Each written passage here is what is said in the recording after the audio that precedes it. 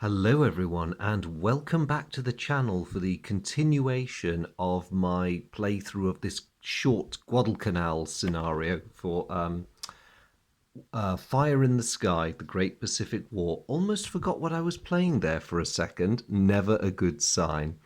Anyway, when I last left us, we were about to embark on what I've decided to call the Second Naval Battle of Port Moresby. Now, the two sides have assembled, both with rather different objectives. Ultimately, it is about the port. The Japanese are desperate to shield their infantry forces from Allied retribution. But to that end, the only force they've been able to send to help protect their forces are basically Kido Butai, the carrier forces, Shokaku and Zuikaku, and the light carrier Zuiho in support. The US has been able to send a much more substantial naval force. So in addition to the garrison of Port Moresby and their inherent land base there, the US is sending a carrier task force built around Wasp and Hornet. So definitely not the 1st Division, no offense to you guys, but, a powerful force in its own right. And they're also sending a very strong battleship force, which is linked up with the New Zealanders who set out from Espiritu Santo. So they're going to be trying to land to beef up the garrison of Port Moresby and hopefully drive the Japanese back. So as I said before, there's no submarine phase in this one because the Japanese have already used up their available submarine points for the turn. So we're going to go straight into the air battle as the two sides vie for air superiority. The Japanese do have an edge in numbers because they have brought 6 air points to the party against the Allied 5. So I'll roll for the Japanese first because they have to borrow an Allied dice. Okay, so they've scored 3 hits there. That's quite impressive. The Allies will make their counter roll now. They're going to have to fight hard to beat that. They only get 1, so that was very unfortunate for the Allies. The Japanese definitely have the upper hand there.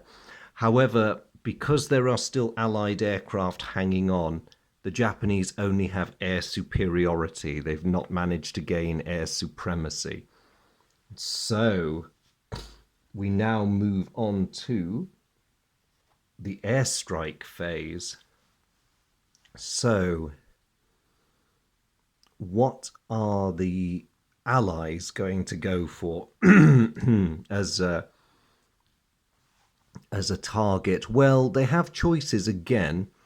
As with the previous battle, they can either devote their air strength to ground support, or they could attempt to attack and sink the Japanese naval units, or if they're feeling very brave, they could split and devote one of their air points to one target and the other one to the other. It's hard to know what to do. I think as the Allied player, because there's so much riding on different things, I am going to opt for a split. Now, this may sound a crazy thing to do, but we do have multiple fronts to cover, and it might be worth just going for both. So I'm going to resolve the anti-aircraft fire from the Japanese fleet first. So they've got a total of 3 anti-aircraft points. I'm only devoting 1 air point to attacking them. So let's see how this goes down. And unfortunately, they stopped me. That's a shame.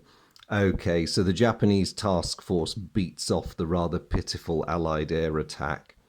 And we're going to save the other air point for ground support. Now, what are the Japanese going to do with their air power? They have a considerable advantage. They've got 5 air points to play with. And they are thinking it's really, really tempting for them to go after the US naval units. But that may not be such a good idea. They've got 2 major threats on the ground. The first one is the Australians who are occupying Port Moresby and their attendant aircraft. The second one is that brigade of Australians who are coming in by, sorry, of New Zealanders rather, who are coming in by sea to reinforce. And the question for the Japanese is which to attack. Now, if I were them, because those Australian forces are already ashore, there's not much they can do about their presence there. But if they can attack and severely damage the invasion convoy, then they might be getting somewhere. So, I mean, they could go for the US carriers. It would win them victory points if they sank another carrier. But I also think that's a bit gamey and they'd be looking at the bigger picture. So the Japanese are going to learn from the Allied error and they're going to commit all 5 of their air points to attacking the task force. So this is going to be a bit of a desperate fight for the Allies. Now, they're not defenseless. They have got the 2 big battleships, the Washington and the North Carolina. I think in this case, it would probably only just represent Washington. But she generates 6 anti-aircraft points, plus another 2 for the light cruisers and 1 for the destroyers.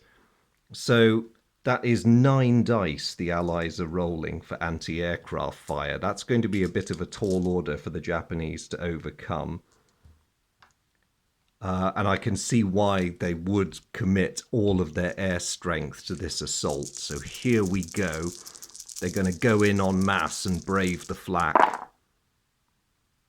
And it's not a bad choice. The Allies do not score that well. So 2 of the Japanese air points are taken out of play, but that still leaves them 3 with which to attack. Now, how to distribute the shots. They are going to single-mindedly attack the transports. It's an unusual level of discipline for a service that was wedded to the idea of winning a decisive battle, but I'm going to play them as if they're being sensible because there's a lot riding on this campaign. So all of the attacking Japanese air points are going to ignore the US warships, and they are just going to go straight for the transports. Here it comes. Oh dear. Okay, so they score a hit. I'm just checking the modifiers to make sure. Oh yes, they get a bonus because big fat transport. So unfortunately, the Japanese get 2 hits. That's bad news because it's just enough to wipe out the invasion transports. And it gets the Japanese a victory point for eliminating a land unit. So at a stroke, they have badly weakened the Allied ground forces, or at least the forces available to the Allied player, and they've netted themselves more victory points. Very good play on the Japanese part. So we now come to the ground support phase. So there's going to be 2 levels here because they were stymied in their mission in terms of landing the troops, but the US battleships US battleships and the cruisers can still lend fire support. There's no need for them to challenge the Japanese for sea control because they're not committing. They have nothing that they can commit. So this bombardment task force is going to stick to its mission, along with the air points that the Allies were reserving for this purpose. So the Japanese may still be in for a bit of a hard fight. So the Allies are going to roll the ground support first. 1 air point plus 4 bombardment points from the ships. Here's hoping the Allied luck changes a bit. That's 1 hit. That's not too bad. And now we go for the ground attack. Just going to gather up my dice. And I just need to double check the rules a second just to make... I've just had a bit of a memory loss. on ground combat. So I'll be right back.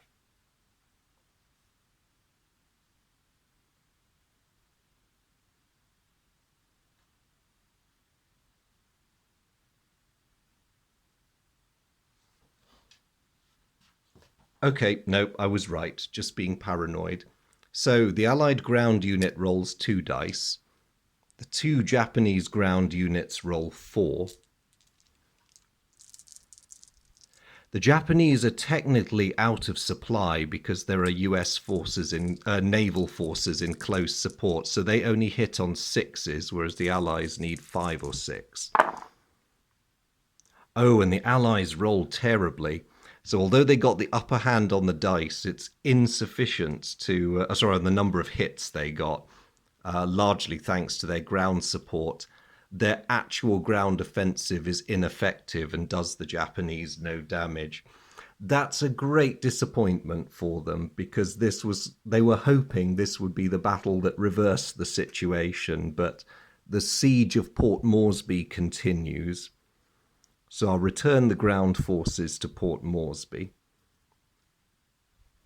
And the various naval units will return home, the US ones to Pearl Harbor, and the committed Japanese units back to Kure.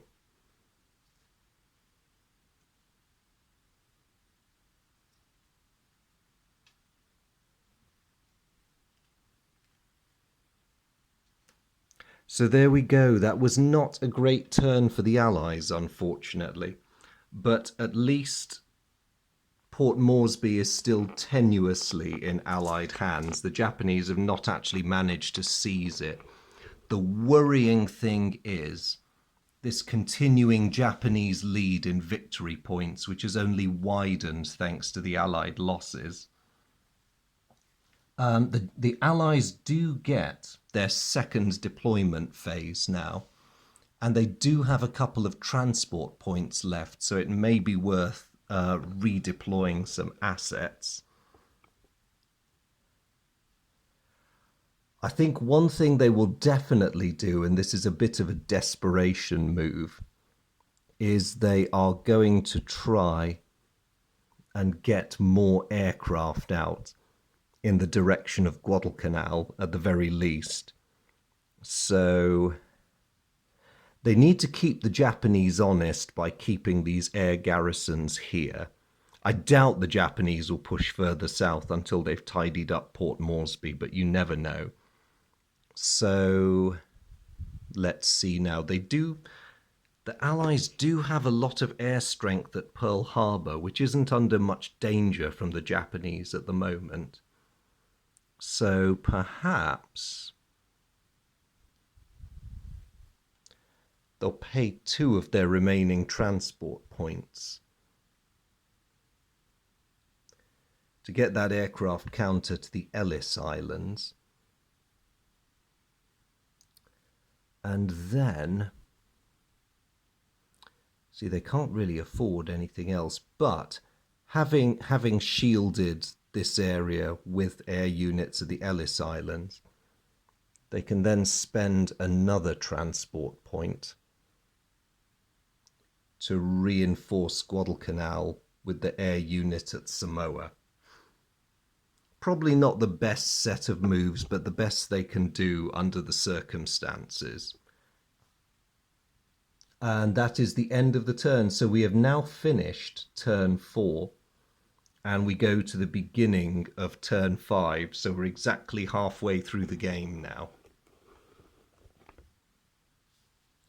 So moving on to the Japanese turn, the Japanese reinforcements are preset for the turn. I'm just going to check what they get.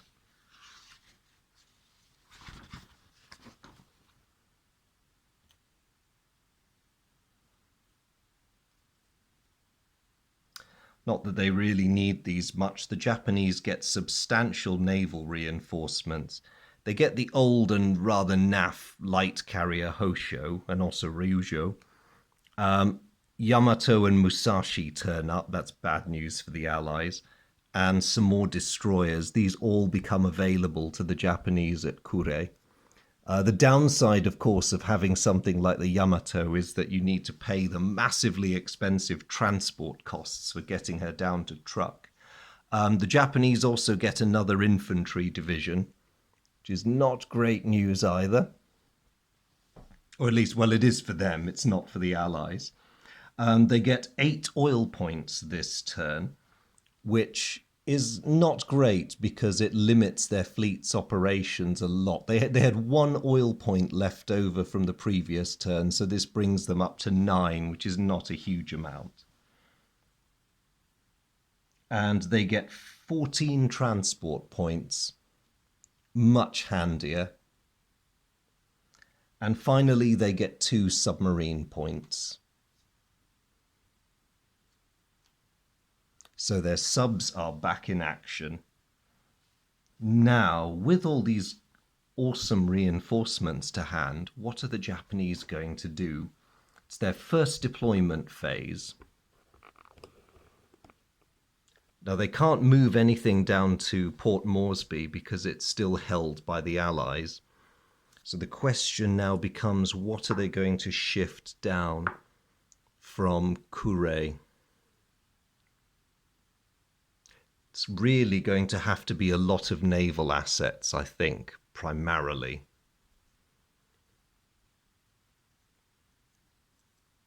We can worry about the infantry later, but at the moment the only forces the Japanese have in theatre are the cruiser and destroyer forces at Rabaul, so they need to stiffen their naval assets up considerably. They also need to think about those transport points because they may need to save them unless they take a gamble that the troops they already have at Port Moresby can finish the job with enough support. I'm just going to have a quick look at what they've got and try and sort their assets into sensible piles, because there's an awfully large number of ships at Kure, so I need to think about what is going to be of most help to them.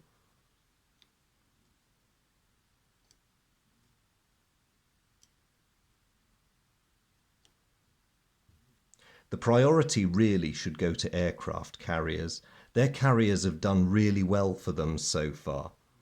And I think if they want to continue that winning trend, then they should continue to use them. It's a no-brainer to recommit Shokaku and Zuikaku. And also maybe Junyo and Hio as part of the same task force, as they're the most capable of the Japanese second-line carriers. I think along with those, as the Allies have no submarines or no submarines of any consequence, perhaps send the Tone-class heavy cruisers with that force. And lastly, just some destroyers because they don't cost quite so much to send down. So even keeping it cheap, that costs the Japanese 5 transportation points to send the carrier force down to Truk Lagoon. Now, do they want to send a battleship force as well? They have 9 transport points.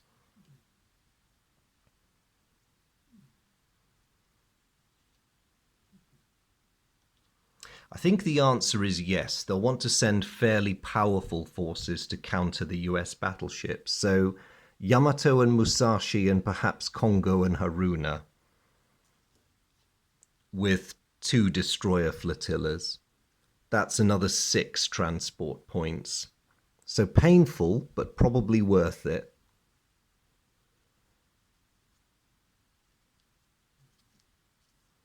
So let me just deduct that.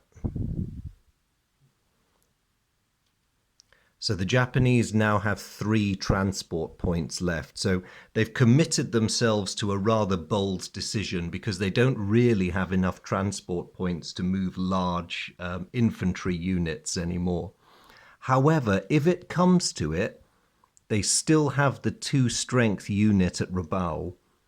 So there is that reserve that they could draw on if things go a bit south for them. But then one wonders how much flexibility they have. as it's the last turn of the game. We'll have to see. It's a gamble. They'll have to see if they guessed right. So I'm afraid these unlucky fellows have to remain at Kure. They've been left out of the fleet deployment.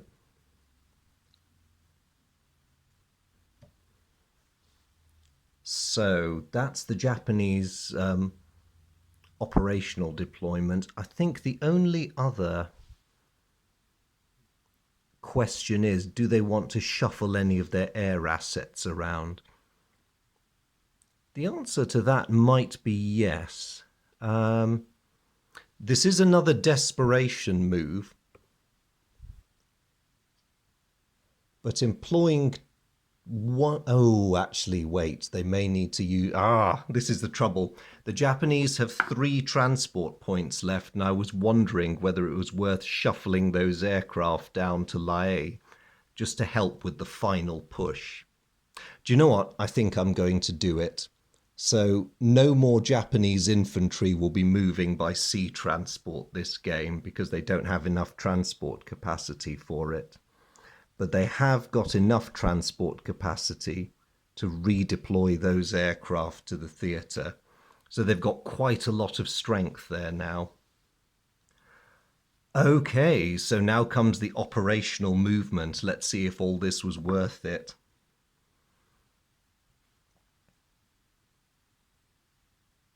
They have got to take Port Moresby. There's no two ways about it. But the question is, what are the Allies going to do?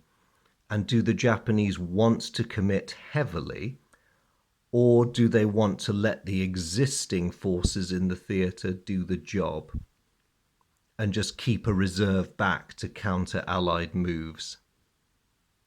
Given that they're winning on victory points, which is a bit unsatisfying, but you know, it could be worse, I think the Japanese are going to opt for the latter. So they've got their existing forces here. They're going to send the cruiser and destroyer force to sea from Rabaul.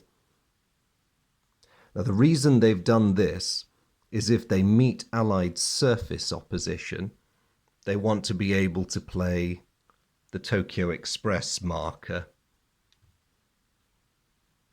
And as it's the final turn of the game, they might as well do it. So they're going to Tokyo Express that lot.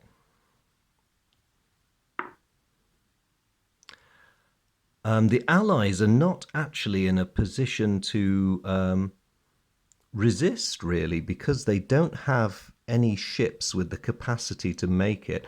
I've just realized there's no point the Japanese committing that marker this turn. They're not going to find any worthwhile targets. So yes, the Allies are not really able to do anything.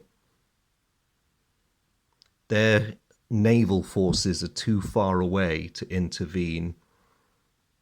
So unfortunately, the poor Australian defenders of Port Moresby are going to have to endure another round largely unsupported. And this time the Japanese have very, very heavy air assets that they're able to commit. So it's time, once more, for the dreaded battle board.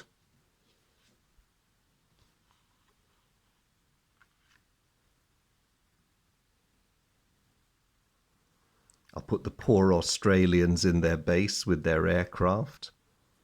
The existing Japanese ground forces are there. The Japanese bombardment task group is there. And a lot of Japanese long-range air this time.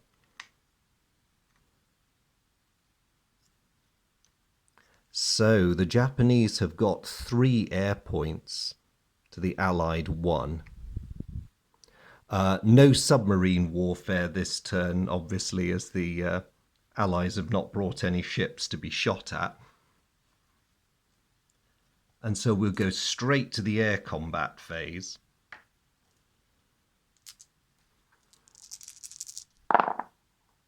Oh, no casualties either side. That's good news. However, because the Japanese enjoy a preponderance of numbers, they do have air superiority again. So what are the Allies going to do? It's a bit of a tough choice, really. They don't feel too confident about doing much good on the ground, so they are actually going to throw in an attack on the incoming Japanese warships. So the Japanese get 2 dice of anti-aircraft fire. Ooh, ouch. Okay. The Royal Australian Air Force units paid a rather hefty price for trying that. So having driven off the Allied aircraft, what are the Japanese going to do? Well, really, the only thing their aircraft can do is go for ground support. So they're going to do that in conjunction with their fleet, which brings another 2 bombardment points. So they're going to roll a total of 5 dice before their ground attack goes in.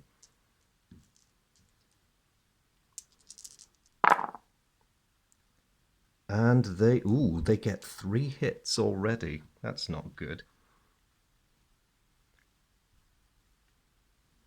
And now let's throw in the ground attack. So 4 for the Japanese, 2 for the Australians. Oops, I'll roll that again.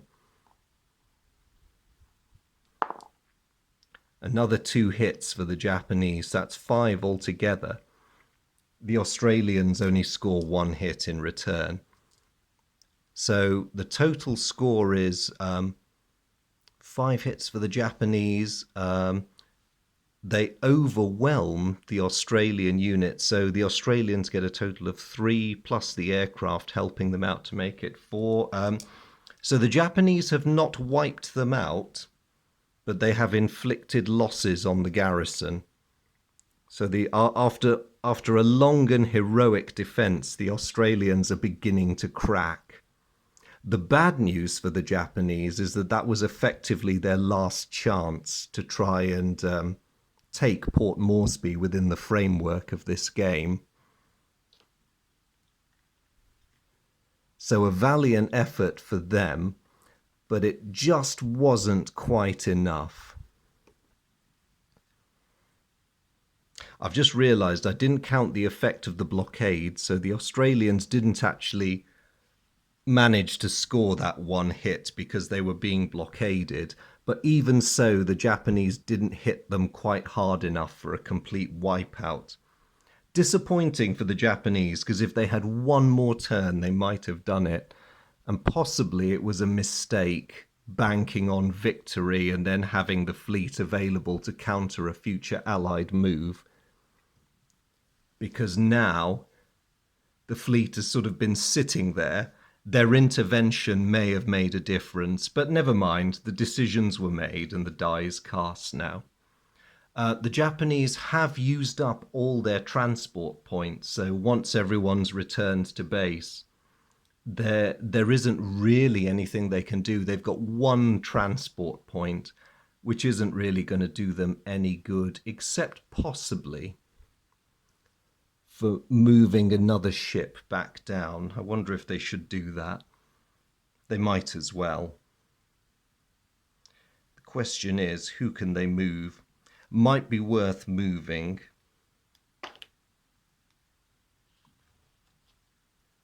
another pair of light carriers down to Truck in order to reinforce the combined fleet, or at least the bits of it that are down there. So 1 transport point, let's send these guys down there, just so that they're available in case the Allies try something.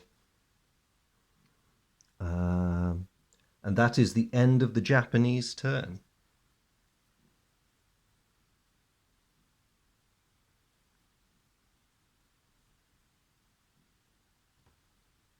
Now, I think that's possibly a good point to stop because, again, conscious that my phone may misbehave, and we've come to the end of the Japanese turn. There is only the Allied turn still to be played out, and we can start the next video with their reinforcement round. So the situation hasn't changed, really. The Japanese have dictated where the main effort of this campaign is going to be by very cleverly focusing on Port Moresby. And they have actually ended their turn not in possession of Port Moresby, but with a significant lead in victory points over the Allies. The pressure is going to be on the Allies to try and redress that balance in the next turn, because if they sit and do nothing, then the Japanese will win by default. So a lot of thinking and planning to be done for the Allied side, because next turn will be their last chance to try and pull something out of this. It's not that much consolation that the Japanese haven't tried to retake Guadalcanal. So we will see what happens in the next video. Thank you guys so much for following this one, and thank you for all the comments and observations. Much appreciated. I'll reply to those as soon as I can. But in the meantime, again, much gratitude to you for staying with me through this. Hope you're enjoying it and finding it interesting. And I look forward to catching up with you in the next video. Until then, take care. Bye.